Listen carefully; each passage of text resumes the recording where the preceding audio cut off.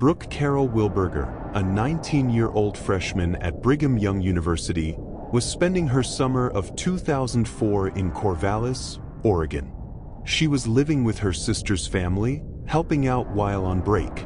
On May 24, 2004, she was seen early morning cleaning or repairing lamp posts in the parking lot of the Oak Park Apartments, the complex managed by her sister and brother-in-law. It was a routine job. She was known as a responsible, hard-working, faithful girl with plans for her future. Around mid-morning, she was expected for lunch with her family. But by afternoon, she had not shown up. Her friends and family grew worried when she missed calls, and when she didn't come home. Her flip-flop sandals were found near the lamp posts, her work tools and bucket of soapy water still there, evidence she was interrupted. Once Brooke was reported missing, her family and the community mobilized quickly. The police responded faster than usual for adult disappearances because Brooke was described by those who knew her as someone who wouldn't leave without telling anyone. Local members of her church, BYU students, and neighbors joined door-to-door searches, organized, "Find Brooke" bracelets, and tip lines lit up. Authorities investigated multiple persons of interest. One was Sung-Koo Kim, who lived nearby and had been arrested for theft of women's personal items from dorms. His involvement as a suspect in Brooke's case was later dropped due to insufficient evidence connecting him directly to the disappearance, though some of his unrelated crimes raised community concern. Investigators looked into sightings of a green van, possibly a 1997 Dodge Caravan, seen near the apartment complex on the morning Brooke disappeared. Witnesses recalled a van similar in description behaving oddly around that area. That van became a key piece of the puzzle. Days and months passed with no definitive trace. Tips poured in from across Oregon and beyond.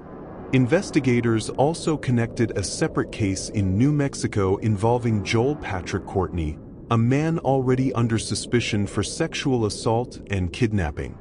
His history and movements made him a growing suspect in Brooke's disappearance. In November 2004, Courtney was arrested in New Mexico for a separate rape and kidnapping case. During the investigation, authorities identified his van and also found DNA evidence matching Brooke's inside Courtney's van, along with strands of her hair. These discoveries strengthened the case against him. Courtney was eventually charged in the Brooke Wilberger case with aggravated murder, kidnapping, rape, sodomy, and sexual abuse despite the fact that at that time her body had not yet been found. The public attention, witness descriptions, and forensic evidence built up to this moment. After years of uncertainty, in September 2009, Brooke Wilberger's remains were finally discovered by investigators. Joel Patrick Courtney had provided information to authorities that led them to the location in the Oregon Coast Range where her remains were hidden along an abandoned logging road between Blodgett and Wren. Identification was confirmed through dental records. Clothing and jewelry matching Brooke's were also found at the site. The recovery offered some measure of closure to her family and community after more than 5 years of unanswered questions and hope. Court records and his confession revealed how Brooke was abducted.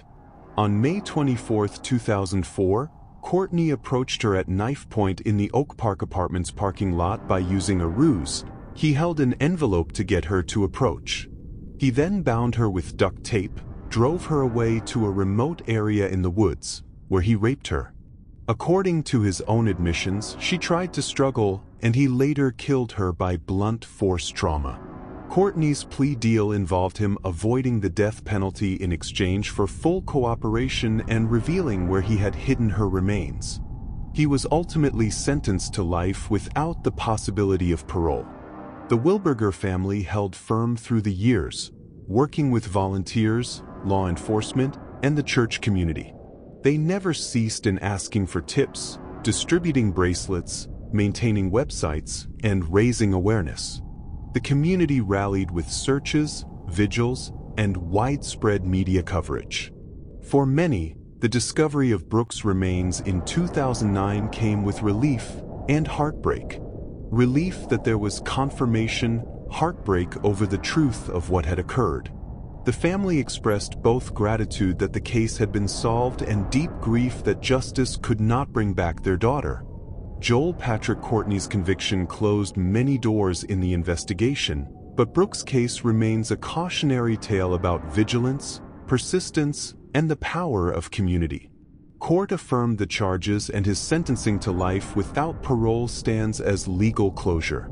Brooke Wilberger is remembered not just for how she died, but for who she was: a beloved sister, daughter, athlete, and friend.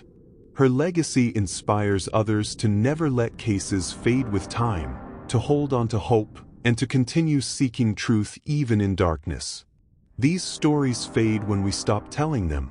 Keep the mystery alive. Like, comment, and subscribe.